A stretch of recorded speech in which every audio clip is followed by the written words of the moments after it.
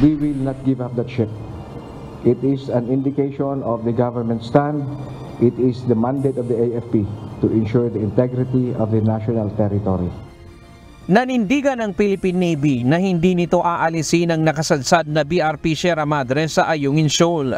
Sagot ito sa bagong panawagan ng China na dapat alisin ng Pilipinas ang barko na umano'y pinanggagalingan ng polusyon na nakasisira sa coral reef ecosystem sa Ayungin Shoal na tinatawag na Reinai Reef ng China.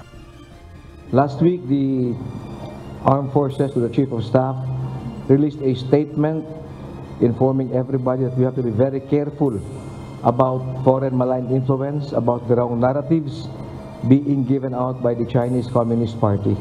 This is one such false narrative. The AFP will remain committed to ensuring our sovereignty and sovereign rights remain intact in the West Philippine Sea through the conduct of RORE missions for BRP Sierra Madre. Ang National Task Force West Philippine Sea mariing pinabulaanan ng akusasyon ng China. Sa isang official statement, sinabi nilang isa lamang itong classic misdirection ng China. Ayon kay National Security Council Assistant Director General Jonathan Malaya, ang mga ginagawa ng China sa West Philippine Sea ang nakakasira sa maritime environment, natural habitat ng mga isda at kabuhayan ng mga Pilipino nga mangingisda sa West Philippine Sea.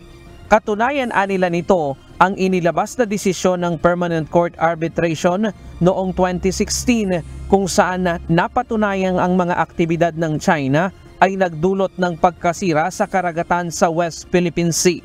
Kabilang dito ang malalaking reclamation projects ng China na nag-iwan ng permanenteng pagkasira sa mga bahura. Suhestyon ng National Task Force for the West Philippine Sea, kumuha ng third-party marine scientist at expert na magsasagawa ng assessment at mag-iimbestiga sa sanhi ng pagkasira ng mga coral reef sa West Philippine Sea. Amon naman ito sa publiko at sa international community na maging mapanuri sa mga maling impormasyong ipinakakalat ng sinasabing mga eksperto ng China. Dagdag naman ng Philippine Navy, hindi lamang ang Pilipinas ang ginagawa ng China ng iligal at agresibong hakbang, maging ang iba pang bansa na claimants din sa South China Sea.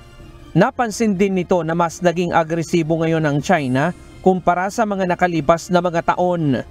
Compared to the past, if I could put it 5, 10, 15-year time frame, yes, they are more aggressive now. Again, this may also be reflective of some internal dynamics in their country. Ryan Lacanlale, UNTV News and Rescue. Diyos ang aming sandigan, serbisyo publiko ang aming pinahahalagahan.